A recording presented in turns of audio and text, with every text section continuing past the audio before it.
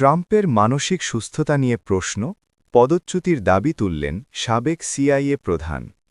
যুক্তরাষ্ট্রের president Donald ট্রাম্পকে মানসিকভাবে ভারসাম্যহীন আখ্যা দিয়ে তাকে পদচ্যুত করার দাবি জানিয়েছেন দেশটির কেন্দ্রীয় গোয়েন্দা সংস্থার সাবেক পরিচালক জন ব্রেনান।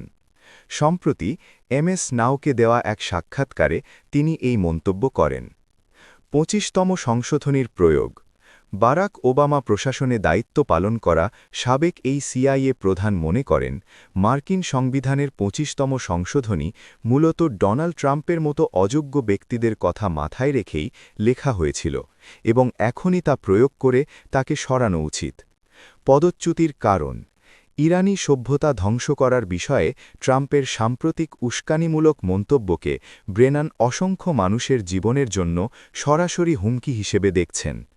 নিরাপত্তা ঝুঁকি: ব্রেনানের মতে ট্রাম্পের হাতে যুক্তরাষ্ট্রের বিপুল সামরিক শক্তি এবং পারমাণবিক অস্ত্রভাণ্ডারের নিয়ন্ত্রণ থাকাটা চরম ঝুঁকিপূর্ণ, তাই তাকে কমান্ডার ইন চিফ হিসেবে দায়িত্বে রাখা মোটেও নিরাপদ নয়।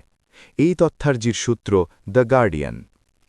মার্কিন অবরোধের হুমকিকে দস্যুতা আখ্যা দিয়ে ইরানের কড়া হুঁশিয়ারি।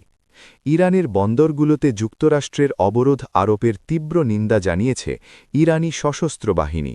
ওয়াশিংটনের এই প্রস্তাবকে অবৈধ এবং দস্যুতার শামিল বলে কড়া পাল্টা ব্যবস্থা নেওয়ার হুঁশিয়ারি দিয়েছে তেহরান। কঠোর অবস্থান: ইরানের রাষ্ট্রীয় সংবাদমাধ্যম IRIB-তে প্রকাশিত এক বিবৃতি অনুযায়ী তেহরান হরমুজ প্রণালীর পূর্ণ নিয়ন্ত্রণ নিজেদের হাতেই রাখবে এবং শত্রুপক্ষ সংশ্লিষ্ট কোনো জাহাজকে তাদের আঞ্চলিক জলসীমা অতিক্রম করতে দেবে না। উপসাগরীয় অঞ্চলের অন্য দেশগুলোর প্রতি সতর্ক বার্তা দিয়ে ইরান স্পষ্ট জানিয়েছে, এই অঞ্চলের বন্দরগুলোর নিরাপত্তা সবার জন্য, নতুবা কারোর জন্যই নয়।